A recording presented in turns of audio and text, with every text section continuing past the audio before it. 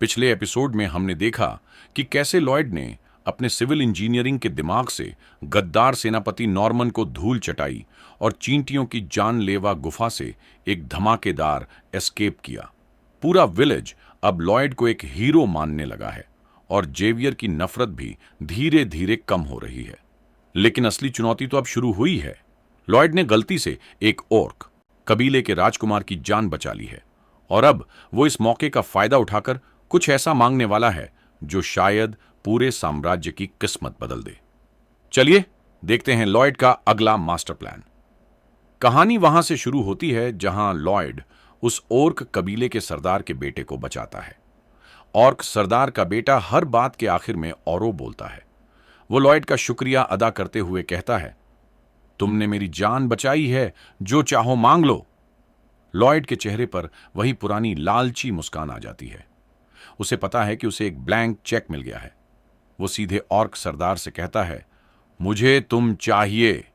Xavier बगल में खड़ी डीहेजे होकर सोचता है, ये फिर से कोई घटिया हरकत करने वाला है।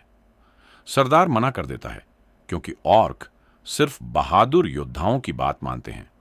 लॉयड समझ जाता है कि उसे अपनी बहादुरी साबित करनी होगी। लॉयड को याद आता है कि ऑर्क कबीले में एक रस्म होती है, कमिंग ऑफ एज सेरेमनी। इसमें एक चींटी को मारकर उसका सिर लाना होता है।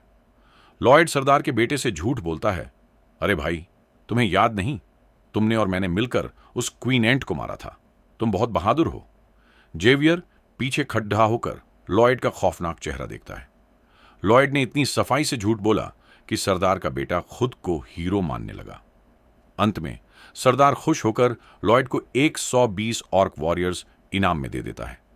लॉयड मन ही मन नाचने लगता है, अब मेरे पास फ्री की लेबर और एक ताकतवर फौज है। लॉयड इन ऑर्क्स को अपने विलेज ले आता है, लेकिन एक समस्या खड़ी ही हो जाती है। ये ऑर्क दिन में 3 बार मीट खाते हैं ताकि उनके मसल्स, प्रोटीन्स बने रहें। विलेज में इतना मीट नहीं है। लॉयड सरदार को एक ऑफर देता है, मैं तुम्हारे लिए एक ऐसी मशीन बनाऊंगा जिससे तुम्हारा मीट खराब नहीं होगा और तुम्हें बार बार शिकार पर नहीं जाना पड़ेगा। लॉयड इस मशीन का नाम रखता है स्कूप बिंगो। यह असल में एक जादुई फ्रिज जैसा स्ट्रक्चर है। इसे बनाने के लिए लॉयड जेवियर को एक ह्यूमन बम की तरह इस्तेमाल करता है। वो जेवियर को एक नई स्किल सिखाता है, माना ब्लास्ट।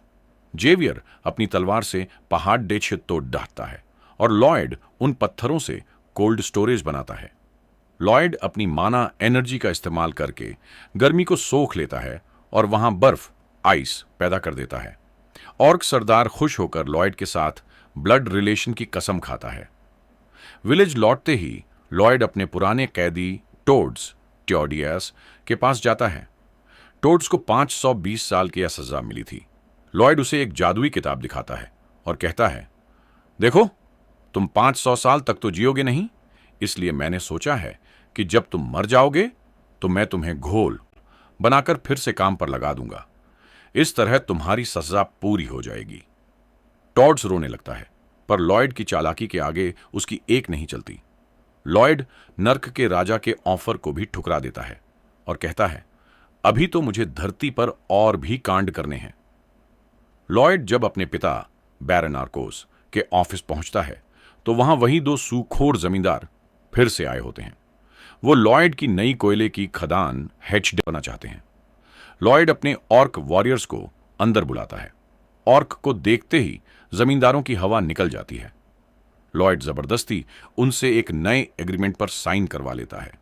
अब अगली चुनौती है ऑर्क्स का खाना और विलेज का कर्ज।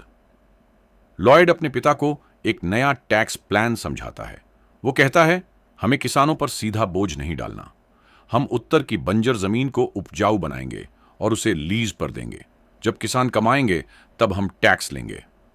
लॉयड और जेवियर उस बंजर जमीन की ओर बढ़ते हैं जहां लॉयड के दिमाग में एक और नया इंजीनियरिंग मास्टर प्लान चल रहा है। तो क्या लॉयड बंजर जमीन पर सोना उगा पाएगा या फिर ऑर्क्स की भूख उसके खजाने को खाली कर देगी? ये सब जानेंगे हम अगले एपिसोड में।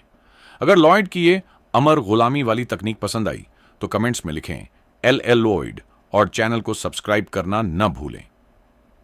तो दोस्तों, लॉयड ने ऑर्क्स के साथ डील तो कर ली है और कर्जदारों को भी अपने डरावने ऑर्क वॉरियर्स से डरा दिया है।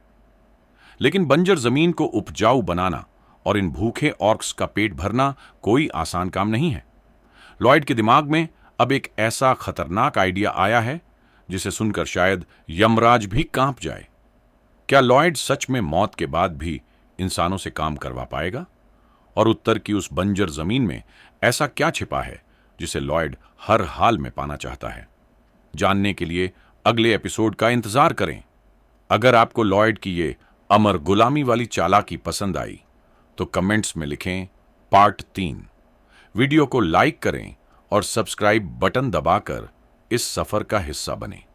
मिलते हैं अगले वीडियो में।